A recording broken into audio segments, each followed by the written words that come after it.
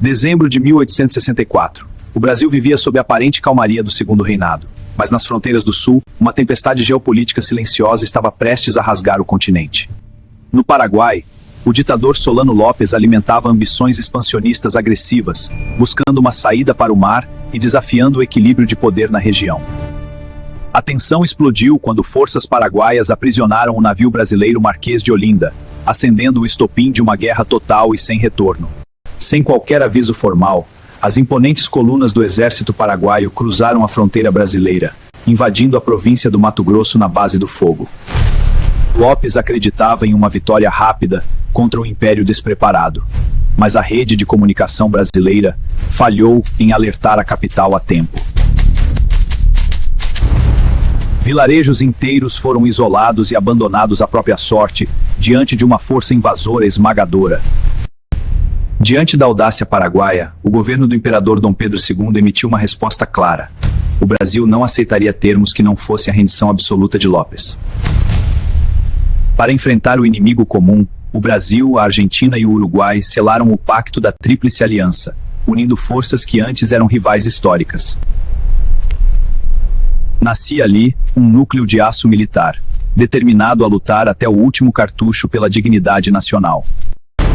A resposta definitiva do Império veio nas águas do Rio Paraná, com o rugido dos canhões da esquadra de barcos de guerra comandada pelo almirante Barroso. A Batalha do Riachuelo transformou as águas calmas em um inferno de metal e fogo, destruindo as ambições navais do Paraguai.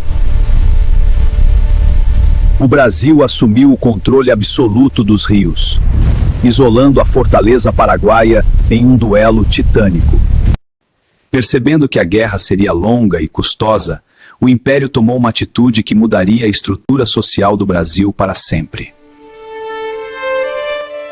Criou-se o Corpo dos Voluntários da Pátria, onde milhares de homens livres e escravos receberam a promessa de liberdade em troca do sacrifício no fronte de batalha.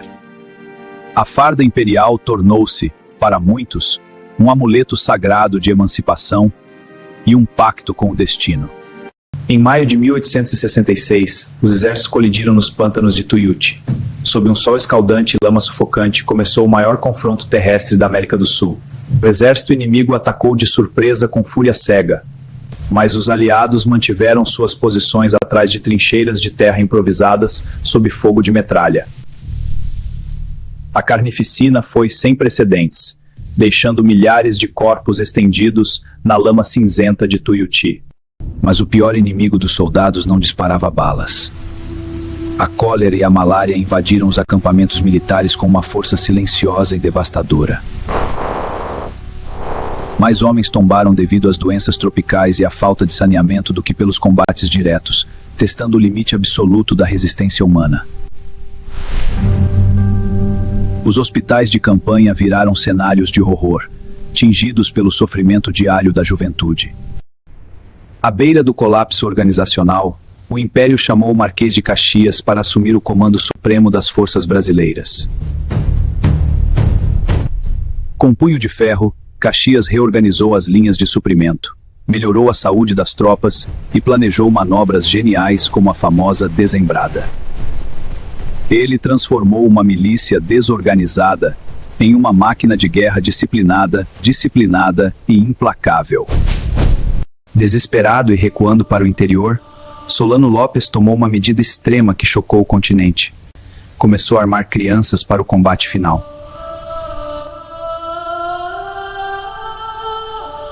O resultado foi um massacre atroz que marcou as páginas mais escuras do conflito sul-americano. O ato final aconteceu em 1º de março de 1870, nas cordilheiras de Cerro Corá. Encurralado por tropas brasileiras, Lopes recusou-se a se render. Baleado e ferido às margens do Aquidabã, o ditador proferiu suas últimas palavras famosas antes de tombar sem vida: "Morro com a minha pátria." A morte do líder selou o fim imediato de 6 anos de uma destruição inacreditável. As consequências para o Paraguai foram apocalípticas. Estima-se que mais de 70% da população masculina tenha sido aniquilada. O país restou povoado quase inteiramente por mulheres, idosos e crianças órfãs, enfrentando a missão impossível de reconstruir tudo do zero. Uma cicatriz demográfica e econômica que demoraria mais de um século para cicatrizar minimamente. O Brasil emergiu como a maior potência militar indiscutível da América do Sul, mas a vitória cobrou um preço financeiro astronômico de seus cofres. O endividamento com bancos ingleses e o fortalecimento político do exército criaram as contradições internas que abalaram as bases do trono de Dom Pedro II. A Guerra do Paraguai garantiu as fronteiras, mas plantou a semente que derrubaria o império anos mais tarde. Mais do que um confronto de fronteiras, o conflito foi o teste de fogo extremo que moldou a identidade das Forças Armadas modernas do nosso país. A bravura dos pracinhas daquela era provou que quando a têmpera nacional é desafiada no limite do sangue, a resposta é dada com honra.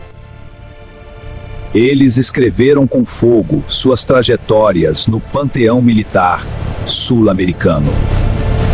A saga de 1864 permanece como o lembrete mais brutal de como ambições geopolíticas desmedidas podem sacrificar gerações inteiras na base da pólvora. Se você quer continuar desvendando as lições brutais deixadas pelas maiores guerras da história, deixe o seu like e comente Tríplice Aliança. Inscreva-se no campo de honra para não perder nenhum episódio. E no futuro lento, porque o futuro pertence àqueles que conhecem o peso do passado.